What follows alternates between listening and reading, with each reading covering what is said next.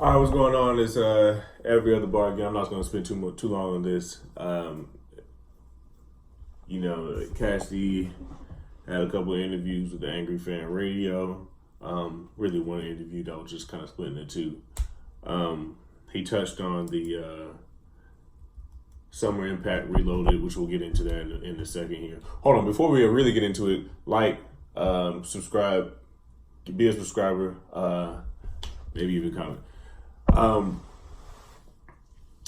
But I want to get into a segment where Danny Myers, Angry Fan, and Cassidy B. Dot, they got into an analogy of basketball. And it kind of went something like, you can be a great player, and you can rebound, you can make steals and everything, but you have to score points.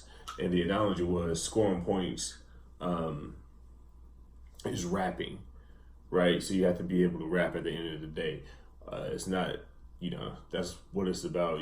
Everything else is kind of secondary. But rapping is pretty much scoring points. And then that kind of, I forget how the segue went or how it came up, but it got to where,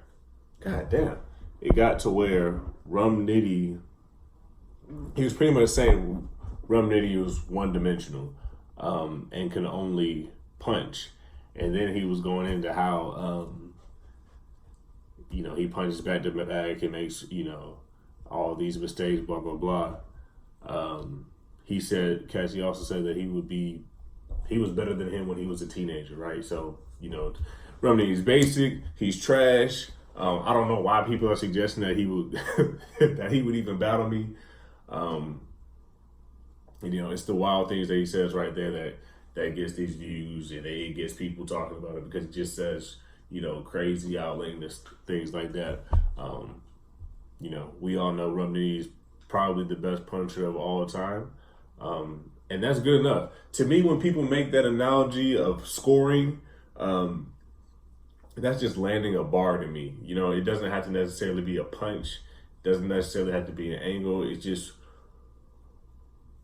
your way of scoring with the fans. What's making the fans ooh and ah over what you do up there when it comes to rapping. And part of that package can be performance and vocality and stuff like that. But he got talking about how Rum Nitty had wild losses, and I got to think of Rum Nitty's last four battles. I think it was T-Top, K-Shine, New Jersey Twerk, and Shotgun Suge. All guys that were 30 cats. But T-Top, he ended up winning 2-1. It was a classic as a Top's third round, but Run won the first two rounds, I think, pretty clear.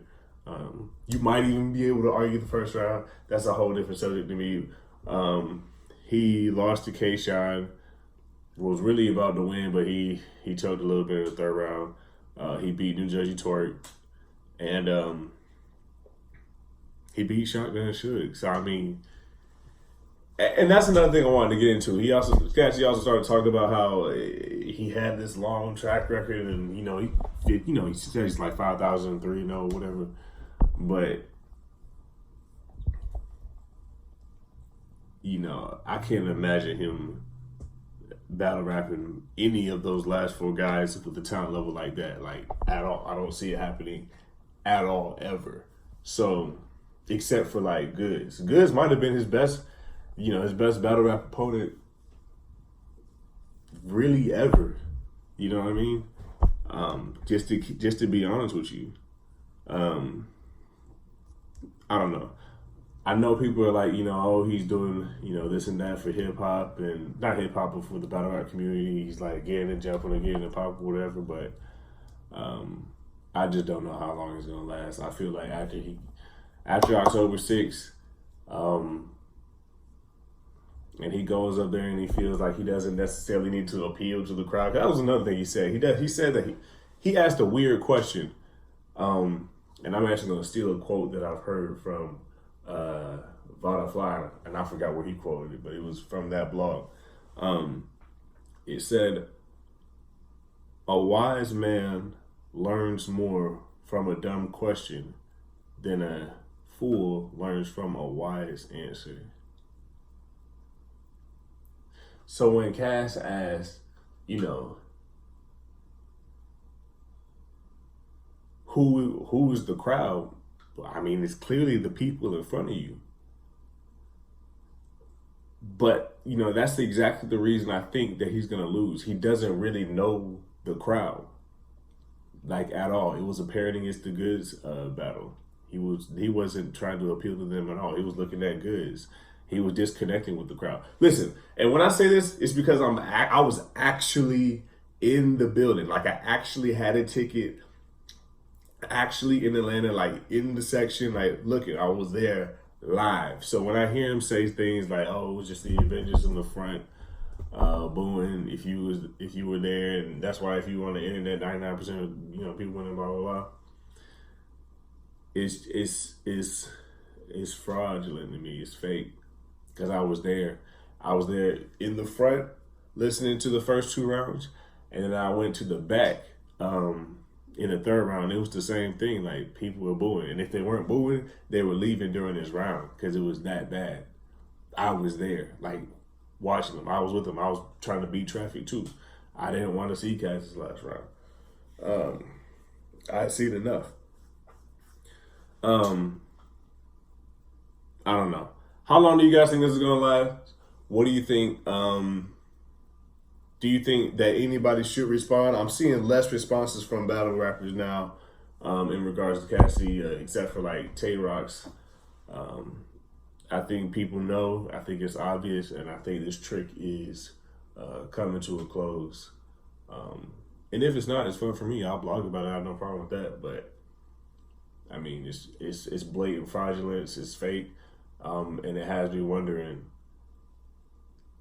Like, I know he doesn't believe it. Because even if you rewind and you go back to like the 15 minutes of fame after the battle, when he interviewed Cassidy was like, he asked him, "Hey, how do you feel about the battle? Like, did you win or whatever?" He was like, "Oh, I'm gonna have to go back and watch it and review it or whatever."